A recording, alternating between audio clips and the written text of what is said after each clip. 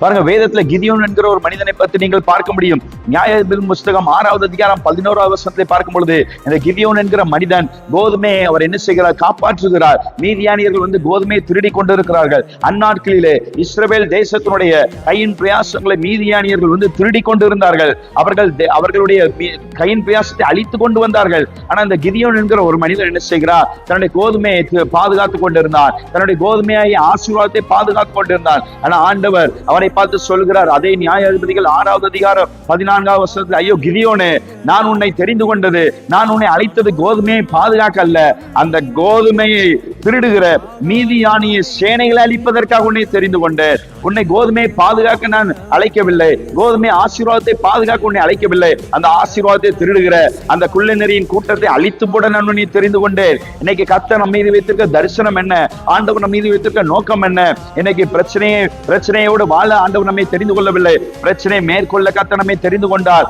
ஒரு பழமொழி சொல்லுகிறார்கள், பிரச்சனையோடு வாழ பழகிக் கொள்ளுங்கள், பிரச்சனையோடு வாழ பழகிக் கொள்ளுங்கள். அப்படி அல்ல, ஆண்டவரை ஏற்றுக்கொண்டு ஆமென் ஞானஸ்நானம் எடுத்து அவருடைய வசனத்தை கை கொள்ளுகிறவர்களுக்கு ஆண்டவர் சொல்லுகிறது, நீங்கள் பிரச்சனையோடு வாழ பழகிக் கொள்ள வேண்டாம், பிரச்சனையை மேற்கொள்ள அதிகாரம் உங்களுக்கு தந்திருக்கிறேன், ஒன்றும் உங்களை சேதப்படுத்தாது என்று கர்த்தர் சொல்லியிருக்கிறார். இந்த கிதியோன் பாருங்க, மீதியானியர்களுக்கு பயந்து ஒவ்வொரு நாளும் பயப்படுகிறார். ஐயோ, என் ஆசீர்வாதத்தை யாரும் திருடிடக்கூடாது, என் பிள்ளைகளுடைய வாழ்க்கை கெட்டு போயிடக்கூடாது, என் கணவர் இன்னும் வீட்டுக்கு வரல, எங்க போயிருப்பார் தெரியலையே, என் கணவர் எங்க இருப்பார் தெரியலையே, ஒவ்வொரு நாளும் பயந்து கொண்டிருந்தார்.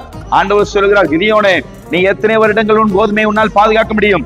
எத்தனை வருடங்கள் உன்னால் கோதுமையை பாதுகாக்க முடியும்? எத்தனை வருடங்கள் அந்த கோதுமையை பாதுகாக்கிற பலன் உன் சரீரத்தில் இருக்கிறது? நான் ஆண்டவர் சொல்றேன், கிதியோனே, நான் உன்னை பராக்கிரமசாலியா மாற்றுகிறேன். நீ எலும்பு, நீ ஆவியில எலும்பு. கோதுமையை பாதுகாக்க அல்ல, அந்த கோதுமையை திருடுகிற அந்த மீதியானிய சேனைகளை அழித்து போட உனக்கு வல்லமையை தந்திருக்கிறேன். இன்னைக்கு நம்ம மேல இருக்க தரிசனம் நமக்கு தெரியல, ஆண்டவர் நம்ம மீது வைத்திருக்க திட்டம் நமக்கு தெரியல.